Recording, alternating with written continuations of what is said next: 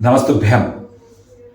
कुछ बड़ी ही अच्छाइयां हैं मोबाइल, इंटरनेट और डिजिटल वर्ल्ड की, और कुछ बहुत बड़ी बड़ी बुराइयां हैं। ये हम पर है, हम अच्छाई को ग्रहण करना चाहते हैं या बुराई को।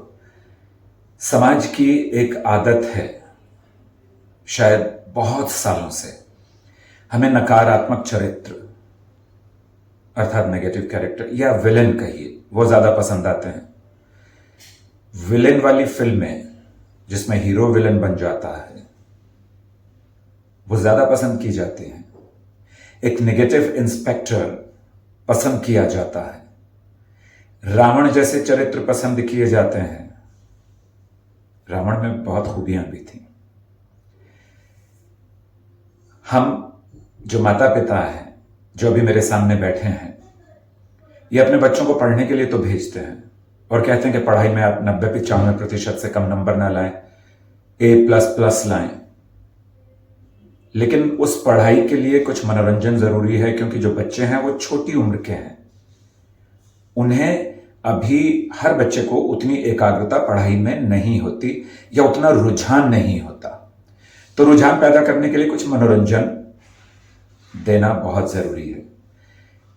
लड़कों को जितनी स्वतंत्रता दी गई, या तो वो जबरदस्ती आपसे ले लेते हैं जब वो 11 से ऊपर हो जाते हैं।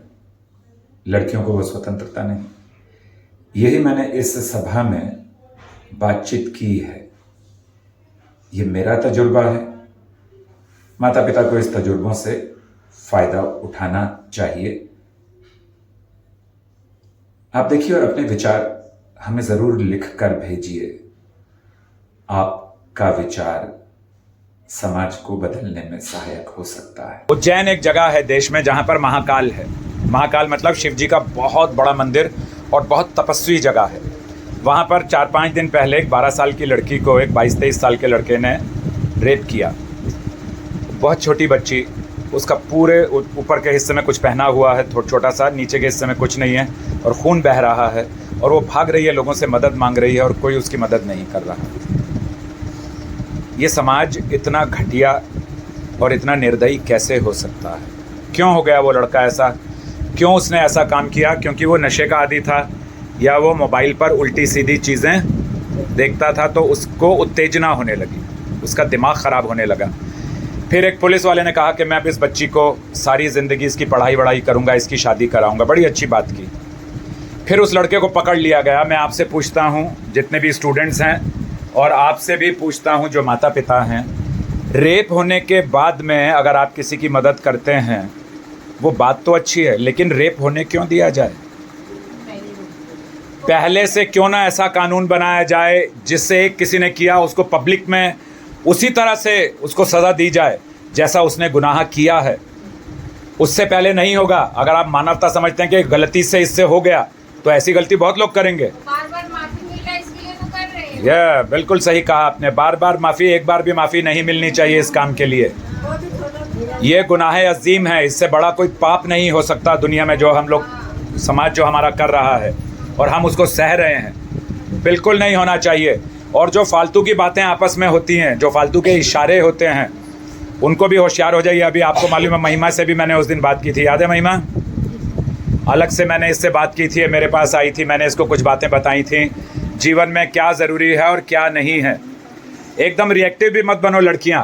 कई बार हम ट्रेनिंग में हैं तो किसी ने आपको कहा, मैंने किसी को बताया, चलो ये गिर ना जाए, पकड़ लो इसको, तो ये मत सोचो कि उसका विचार बुरा है। अगर किसी का विचार बुरा होगा, आपको स्पर्श से पता चल जाता, आपको आंखों से भी पता चल जाता। ये इंसान अच्छा नहीं है। समझ गए कि नहीं लिटिल लेडी? समझ गई? हाँ, बिल्कुल बिल्कुल सही बात है। उनको बहुत समझ है, क्योंकि बचपन से माता बोलती रहती है, बेटा ज़रा इज़्ज़त का मामला है, देखो ज़रा ध्यान से रहो बेटा, बिटिया मेरी ध्यान से रहे। ज़माना अच्छा नहीं है, ज़माना बुरा नहीं है, हम कमज़ोर हैं, हम विरोध करना नहीं जानते। विरोध करने का मतलब ये नहीं है कि पब्लिक में चिल्ला दो ना, उससे तो अपनी बेइज्जती हो जाएगी। विरोध करने का मतलब ये है कि आपने देख लिया ये चीज़ ठीक नहीं, लालच में मत आओ। 100 रुपये की लालच, चाइनीज़ भेज खाने की लालच में लड़कियां फंस जाती हैं, मोबाइल के चक्कर में। और बड़े लोग, जो बड़े उम्र के बड़े लोग हैं, 40-50 साल के, वो नाजायज़ फ़ायदा उठा लेते हैं छोटी छोटी बच्चियों का। तो हमें सबको इसमें डरना नहीं है, सिर्फ अपने बच्चों को मजबूत बनाओ, मजबूत उस पर भरोसा करो।